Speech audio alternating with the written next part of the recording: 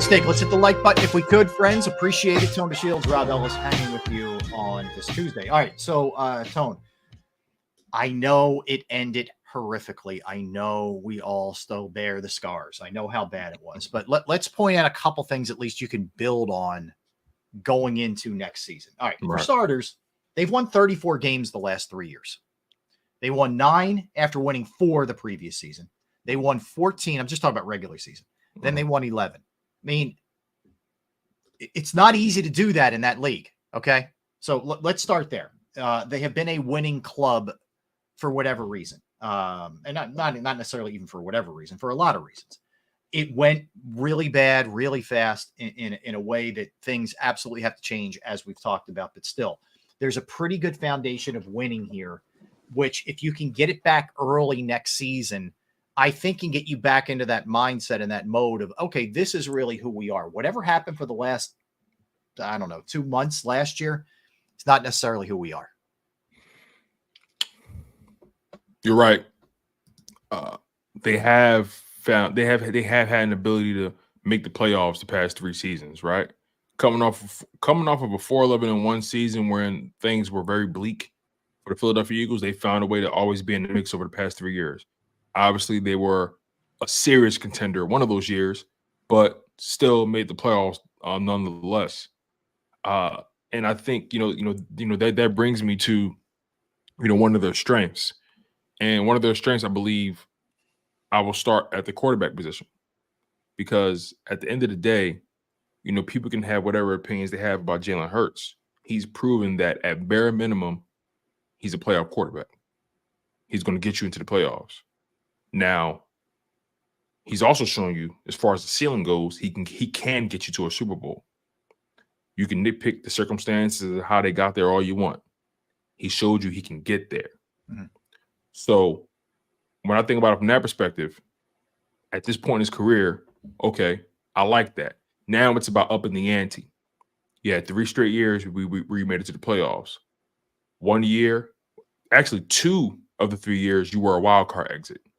The 1 year you made it to a Super Bowl. I think now the expectation from Jalen Hurts is now you need to start upping the ante. No more wild card exits. As a matter of fact, I don't like being a wild card team at all. But again, that means you're the number 1 team in your conference. That's hard to do. This Philadelphia Eagles team, they started off strong. They fell off a cliff. If I had to ask myself, what are they more closer to, that 10-1 team or that 1-6 team? I would probably lean more towards the 1-6 team because of the deficiencies, because of the players they're losing, because of their money situation, right? So overall, I think from a strength standpoint, I'm comfortable with the quarterback position, and I'm really excited to see what's the next stage in his development or the next stage in his evolution, because I think there's a lot of pressure riding on him coming into this season. We spoke about this, and then I'll end it here. If Jalen Hurts comes back sharper than we've ever seen him, if he comes back, clean cut and making good decisions, being back to being a strong decision maker, I think this Philadelphia Eagles team, it's going to make their transition going forward that much more smoother, and we'll have more confidence in this team. Because if you have confidence in a quarterback, then you think you can. Then at that point, most people, you think you can beat anybody. Sure. Look, this guy scored 38 touchdowns last year. There were things that weren't good. The turnovers weren't good. There were other things that he needs to improve on, but he has a nose for the end zone. And I don't care if you throw it or you run it. To get in 38 times is a pretty significant number. And to be able to still throw for 3,800 yards and run for whatever he ran for 600 yards, despite having a down year, which is real. I mean, I'm not discounting it. There's a lot. 19 turnovers. And it's funny, real quick, sorry to interrupt you, Rob, but real quick, his touchdown to turnover ratio in 2023 was 2-1. I feel comfortable with my quarterback's touchdown to turnover ratio being 3-1. Yeah, it can't be. That's what he has to get back to, the 3-1 ratio. Because in 2022, his ratio was not 2-1. It was much better than that. He only had 6 turnovers. He only had 6 turnovers, and he had 4-1, 35 touchdowns. So when you do that, 6-1, 6-1 almost. Wow, I think you're right. Yeah, that's wild. Yeah. That's almost a 6-1 turnover ratio. That's insane. And that's what made him the MVP candidate. That 6-to-1, that 5-to-1 touchdown to turnover ratio, and then he dropped significantly to a 2-to-1 ratio. That can't agree. That cannot happen again. And I don't think it will, but I'm even going to reiterate it. It can't happen again. Because now we're going to start looking at him as the guy that maybe this contract was a bad decision. Well, then the conversation becomes he might not be the guy. He turns it over 19 times next year. Trust me, that's where the conversation's going. And that's me being objective. And I'm a Jalen Hurts guy. Yeah. Yeah, I agree. All right. So the other thing is, we sort of just say this and we move right on, but you have 2,000-yard receivers. You had one who almost had 1,500 yards in A.J. Brown.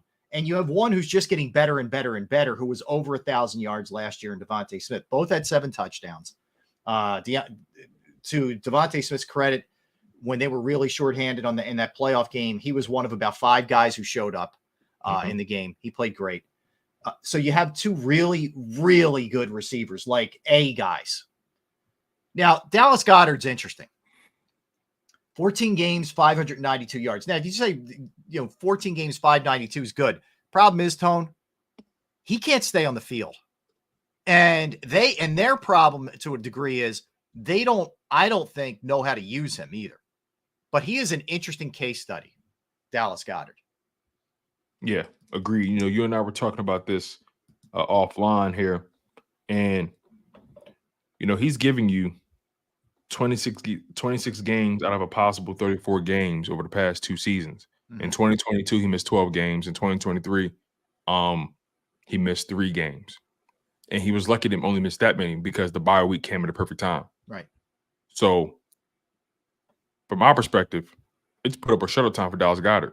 He's in the second to last year of his deal. Now, his deal is very cap friendly in terms of the base numbers, the base salary, and also the cap hit, especially going into the 2025 season. But I think the Philadelphia Eagles should consider what their options are beyond Dallas Goedert. Again, is his talent undeniable? Absolutely. When he's healthy and when he has the ball, is he a wrecking ball? Absolutely. Does he make the Philadelphia Eagles offense that much more dynamic when he's touching the rock? Absolutely. But when you think about the production you've gotten from him over the past 2 seasons, you say to yourself, wow, what could have been? Right. He's always dealt with nagging injuries throughout his career. And when his current contract ends, he'll be entering the 2026 offseason at the age of 31. I think the Philadelphia Eagles need to start thinking about life beyond Dallas Goedert, because I have a hard time believing they give him another contract at the rate he gets hurt. I think so too. And this is where I think you really have to invest in some way, shape, or form. Invest means either the draft, free agency, or a trade in a good backup tight end, because you can't trust him to stay on the field. And you also need to start developing somebody. So, and Stoll and Calcaterra and those guys, they're not it. So they have to get somebody in here.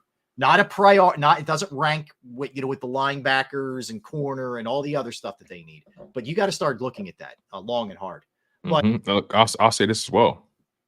With the contract coming up as well for him the following season, and I think I wouldn't be surprised if the Philadelphia Eagles draft the tight end. Yeah, right. He plays behind Goddard, and the following offseason, they weigh their options. Is it better to keep him? Is it cheaper to keep him, or cheaper to cut him?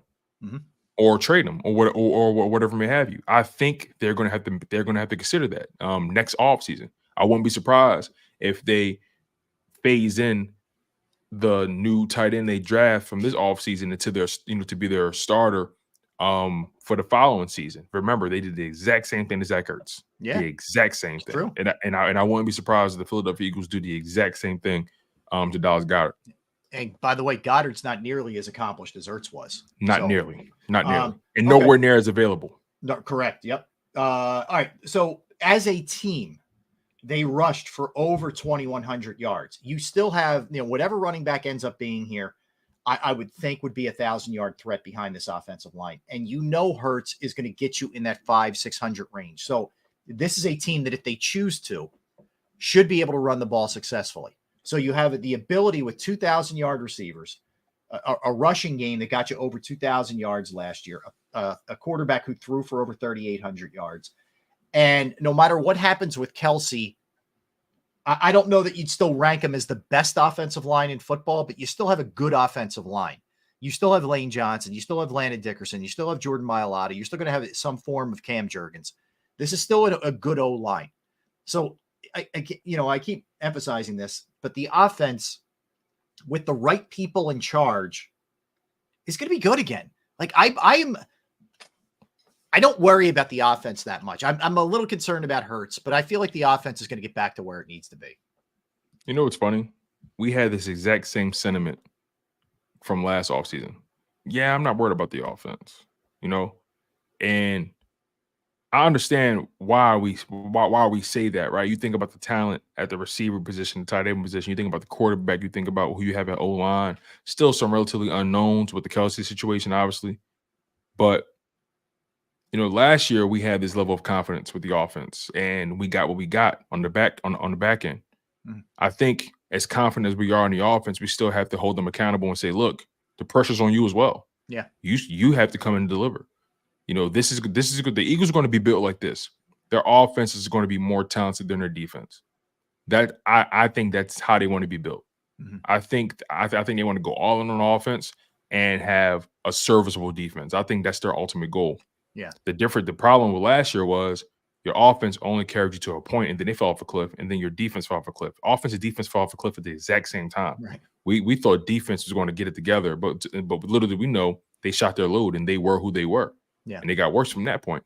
So as talented as this offense is, we talk about all the time. In football, you can have all the talent in the world. Does it fit? Is there chemistry? Does the coaches know what to do with these, with these tools? Are the players executing at a high level? All those things have to, have to go into it. So I'm not ready to just crown the offense quite yet. And I'm not saying that's what you're doing, but I'm not ready to just say, oh, I'm not worried about them. They showed me nothing in the back nine of the season. They were inept. They were hamstrung. They were castrated in the second half of the season. And they have to prove that they can respond to what the NFL threw at them in 2023. Yeah, I agree. I think the difference is I believe the foundation's there for the offense where I don't think there's a foundation there for the defense. Yes, I agree with that. The personnel is definitely there on the offensive side. Yeah, yes. But everything you say is true. I mean, but they have got to figure out the way to hone this thing. And a lot of this is just Jalen, but they got to figure out a way to hone this thing and get it back to humming at 2022. I think the other thing you just mentioned is right. You can't realistically expect, if you're the Eagles, to go from like a bottom dweller defensively to top five. If you're smart about it, you'll make sure the offense is fixed and you make sure you have building blocks for the defense where they get to be decent this year and maybe start to get into the good category, 25, 26. Right. Absolutely. I couldn't agree more. That's the goal. Get your offense back on track, get them confident again. Get someone that knows what they're doing. Hopefully Kellen Moore's that guy. And then on defense, try to reinvigorate that, that defensive side with some personnel. You were one of the worst pass defenses in the league, one of the worst defenses in the league down the stretch. You got to find a way to get yourself to be at least middle of the pack, or at least rank 16th or 15th or 14th in the NFL in terms of total defense. You got to become that at least. Agreed. All right, let's go. Look, another one is, and we don't know what his status is going to be. We don't know if he's going to be back or not. But Hassan Reddick had 11 sacks this year. He had 16 sacks the previous season. You have, in theory, with Reddick and Sweat, two guys on the edge who should be double-digit sack guys for you. You should have, in theory, Jalen Carter, someone who takes that first year to second year leap.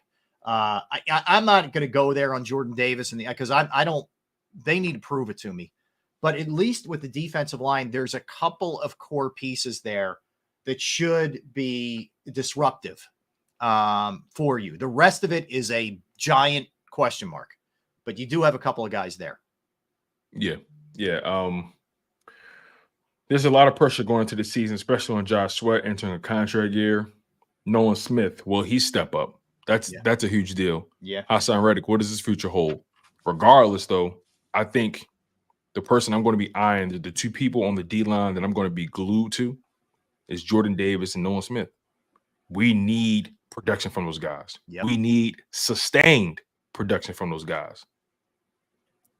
if Nolan Smith comes into the 2024 season and is a non-factor, if Jordan Davis enters the 2024 season or at any point throughout the 24 season becomes a liability, like Brian Baldinger pointed out ever so eloquently, we're going to have some real issues beyond just 2024. I'm talking 2025, 2026, 2027 issues, because those are draft picks that you invested. Now, obviously, you can always draft guys and maybe you find guys, whatever it may be, for agency, but you want to make sure you're hitting on your draft picks so you can spend your money the way you really want to instead of being hamstrung by a bad decision you made. Yeah, and that's the thing. You know, we could sit there and say, "Oh, how he blew it," but and that's all true. The bottom line is this team those guys have to make plays for this team, because there's only so many guys you can draft, only so many guys you can sign, only so many guys you can trade for. If Nolan Smith and Jordan Davis aren't what we thought they were going to be as first round picks, it's going to set this team back years. It just is, you know, and you hope that it's just one of those things where with Nolan Smith, it was a rookie year. He was behind a lot of good players and whatever. He just couldn't quite figure it out. Now he knows what he has to do. Mm-hmm. To me, if you look at the other guys, like Jordan Davis has shown you, at least for a little bit of the season, not enough, that he can do it. Like it's about his you know, where he is at in terms of a commitment. I don't know if Nolan Smith can play. I think Davis can, but now it's up to him. Yeah. You know, with Nolan, I don't question his desire to be great. You know, listening to the way he communicates and the way he carries himself, he's a hard worker, but I think he needs more refinement. Yes. Whereas though Jordan Davis, you see all the tools, we've seen it, but we ask ourselves, where's the commitment? Right. You know, he talks a good game. But, you know, in his interviews, he's a good interview. Yeah. He strikes you as a guy that knows his flaws and is very vulnerable and transparent. He strikes you as that kind of guy.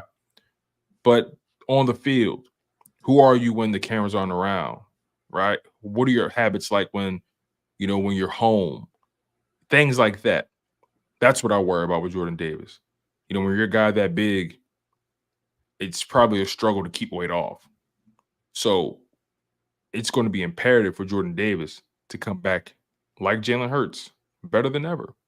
This is an important year for him because it's going to determine whether or not the Philadelphia Eagles pick up that fifth-year option. He's entering year 3. You're not a rookie anymore. You're a young veteran. It's time for you to act like you've been here before and you know what's expected of you. Yeah, I agree with you. And that's the thing. Like, some people may chalk it up to, oh, he's young, and I'm talking about Jordan, just doesn't get it. Excuse my language, Rob. Fuck that. I know. So that's where I was going to go. Like, if you elected to go to the NFL and you want to be paid like a first round pick, that stuff is all nonsense. And the other part is, what are you going to tell me when you're 30? Then it's going to be, he's old, he can't keep himself in shape. No, this is your time. Right. It's the old Charles Barkley thing. Moses Malone said to him, dude, you're fat. Got plenty of ability, but you're not in shape. Unless you want to, if you want to be great, get in shape. So if you want to be great, Jordan Davis, get in shape. That's it. That begs the question. And let me ask you this. How honest do you believe the organization has been with Jordan Davis? I think they know they have to be up blunt with him. I do. I really do, man. Like, I really believe Nick and Howie and maybe his D-line coach who's stepping in here have to say to him, we're going to sit down and we're going to watch the first 3 games, the best of your highlights from the first 3 games. I love what I see there. Let me show you the last 3 games. That's a different player. Jordan, why is that a different player? What are we seeing here? Well, I'm a little tired, my condition. Okay. If that doesn't get fixed, you're going to be on the bench. You're not going to hit your numbers, and it's going to affect you when that contract comes up and that rookie contract. We need you as a team, but if you want to have a career here and make a lot of money, have got to get your act together. You're not going to keep missing weight and being allowed to dress. That's the other thing that I hope Nick Sirianni gets his act together with. Like, guess what? You don't make weight, sit your ass down. You're not playing this week. I mean, that was part of what Howard Eskin reported, that he missed weight like the last 6 weeks. And Baldy's watching film and saying, I wouldn't even dress this guy. That you can't have a free ride this year. That stuff is part of the reason I think they had a downfall last year. Yeah. You know what's interesting? Now it's all starting to come, it's all starting to become very clear to me now. The players are always saying, oh, yeah, we like Nick. We like Nick. We like Nick. Why do you like Nick? Why? Tell me why. Yeah. Because does he Does he let you get by? Does he let you cut corners? Is it a substitute teacher vibe? Is he giving? Is he always trying to be your friend? Is he the homie, or is he the teacher? Which is he your boy or is he your parent? Exactly. Like, Which is it? Yeah. Which is it? Because it's people in my life that I come across, be it in school, high school, college, whatever, that I liked, but maybe they didn't bring the best out of me. You know what I mean? Yes. And that's the question. And I think that's why we are where we are with the way things have moved with the staff and just the dysfunction. They look at Nick as somebody who's likable, but can he get the best out of you? Yeah. Is he demanding? Well, all right. So if you think about it, you had Fletcher Cox was highly pissed off that they were even questioning that he was leaving. Fletcher Cox is an older player who I'm sure Nick took care of. Kelsey. But here's the thing. But real quick, where I'm going with this is the older guys had his back because I think he has the older guys back. He doesn't, he's going to time manage them and load manage them and whatever, all that stuff. And that's all well and good. I don't know that the core of this group, like the middle-aged to younger guys, respect him enough. And that's a big problem. Like he's got the older guys. That's good. You need to have them. But I think he has them because of the way he takes care of them. This is where I think he's got to separate and come in with kind of a different demeanor. Not be totally different from who you are. But go ahead. No, you're fine. I just wanted to add on to what you were saying because to your point, yeah, he has the older guys because maybe he handles them properly in terms of their conditioning and all that kind of stuff and the work he demands from them. But also at the same time, those guys had those habits before he got here. Yeah. Jordan, Fletcher Cox, Brandon Graham, Jason Kelsey, Lane Johnson, guys like that, they already had good habits. It's true. They were already 10+ year veterans in the league. They were established veterans. Yeah. He didn't sure, he probably came in and say, hey, we're not going to work the guys as hard. Sure, he probably said that, but he didn't have to teach them shit. When I think about the other guys, right? What has he really instilled in the other guys? Yeah. Right. Listen, coming into this season, we saw Nick Sirianni more vocal than we've ever seen him because we heard rumors of the attention to detail was lacking this all season. Yeah. Mm-hmm. It was sloppy. And what did we see in this season? Sloppy football play. So again, is he doing that for the cameras? Is he doing that for the reporters? Who are you when that's not around? Do these young guys really respect you? Do you hold guys accountable? Yep. It's so easy to point to the veterans and say, they say this about them. Man, they're pros. They've been here and done that. They know what to say and what not to say. They're not idiots. I'm paying attention to, like and you said, they're going to be ready. They're going to be ready. They've established habits well before Nick Sirianni. Yeah. So I can't even give him credit for that. Yeah. I'm looking at young guys and how they're responding, and then, like you said, the middle-aged guys, how are they responding? Right? That's how I'm judging. That's how I'm judging Nick Sirianni. Like what's your ability to teach these younger guys that are still learning how to be a pro? Mm-hmm. That's who I'm paying. That's how I'm gauging them. I'm with you. All right, we're gonna come back. We'll hit a couple different things: Phillies, Sixers, Flyers, and then we will get into NFL free agency, D-line, linebacker, and safety. We'll do the defensive side of the ball today. We'll do the offensive side of the ball tomorrow. This is for in the NFL, potential guys who maybe the Eagles might make a run at. So we'll get into that when we come back a little later. We'll talk about the Chuckster who turns 31 today. All right, let's talk about Pro Action Restoration. You have a home, you have a business, you have a property, you go through the pain, the inconvenience of water, fire, smoke damage. It can be incredibly trying and you're not really sure who to reach out to. And it also happens at the most inconvenient of times, a lot of time. Pro Action Restoration is the place to reach out to. They handle this kind of stuff and they're on call 24 hours, 7 days a week to assist. I've gone through it personally. And I had two different instances, but the latest being at my house where I had water that came down from a third floor bathroom into a bathroom in my basement and essentially ruined the wall, the ceiling, and the carpet in my basement. So I had them come over. They fixed the problem. Their workers were just awesome. And they handled everything from drywall to the carpeting and worked in conjunction with my insurance company. Pro Action Restoration is licensed, bonded, and fully insured. They've been serving the tri-state area for more than 2 decades. And again, it could be water, fire, smoke damage, mold remediation, and then some. They can handle it. Give them a call, 610-623-3760, 610-623-3760, or online at proactionrestoration.com. That's Pro Action Restoration.